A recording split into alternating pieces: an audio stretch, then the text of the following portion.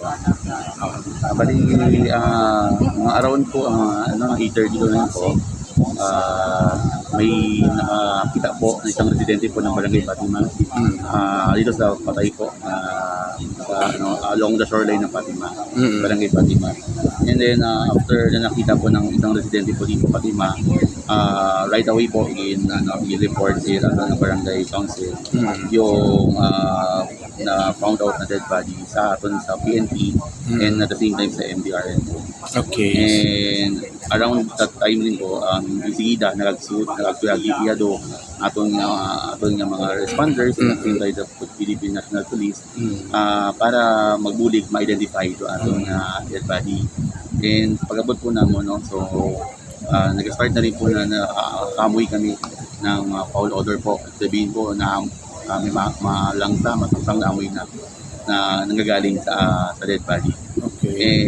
And upon identification po natin, so mga 4 to 5 days po ang mga estimated na patay na po itong ating dead body.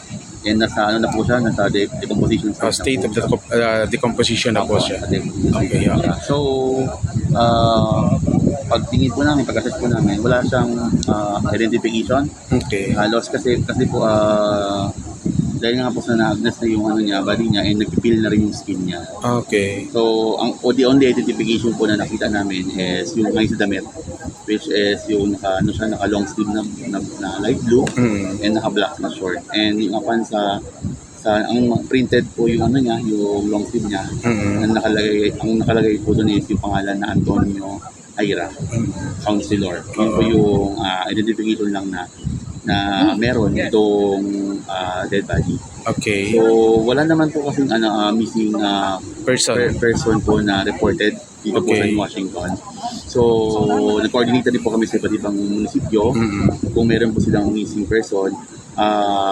Yun nga po yung sa Libakaw nga lang po yung only na missing person. Pero according po sa assessment din namin, sa binigay sa amin na identification na missing person ng Libakaw is iba po sa damit na suot ng natagpuan po namin. Okay. So, yung sa Libakaw po na binigay sa amin na identification is more on gray shirt po and black short. Ito po sa amin is light blue na long sleeve. Okay. And possible po itong dead body po natin is possible a fisherman. According sa suot niya po. And ongoing na rin po yung coordination po natin with the other provinces din po.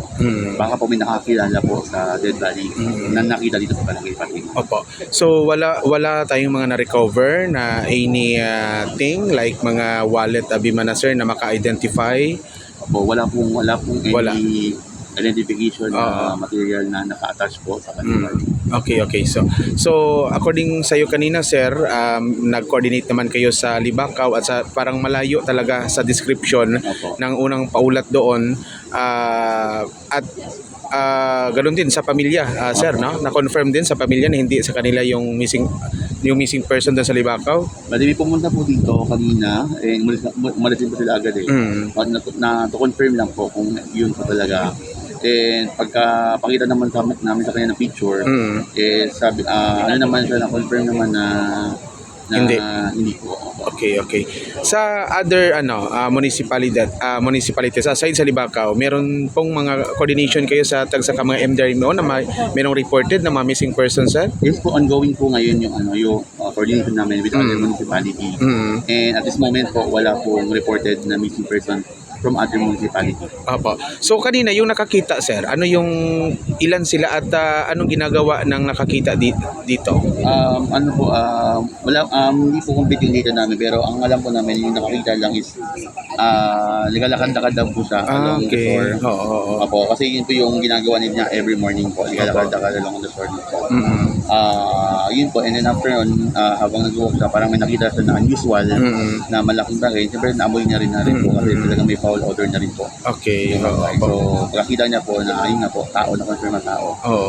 So, mga anong oras na parang kanina na sa tubig pa yung katawan at saka nandito na ngayon sa mga anong oras talaga sir na dala dito sa dito sa ibabaw? Mga ano na po, siguro mga 9:30 po, mga po, na pakita po namin. Kasi kailangan po namin ng kami po, nagdala po kami ng cadaver bag. Ilagay po namin yung dead body sa cadaver bag po para at least ay ma-preserve yung integrity ng dead body.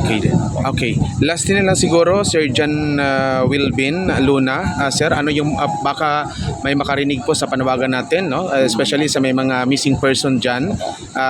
Dito pwede nilang mag-inquire sila dito sa New Washington, na sir.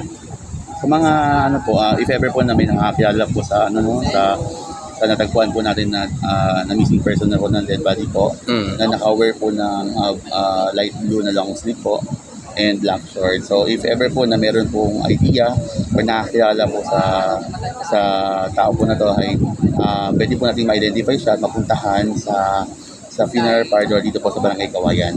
Kung saan po dito namin po nadadalhin for further management for baka may maghanap pa po for identification. By the way, sir, pahabol lang. May mga signs or any foul play, sir, during sa pagkandak ng investigation sa part ng PNP natin?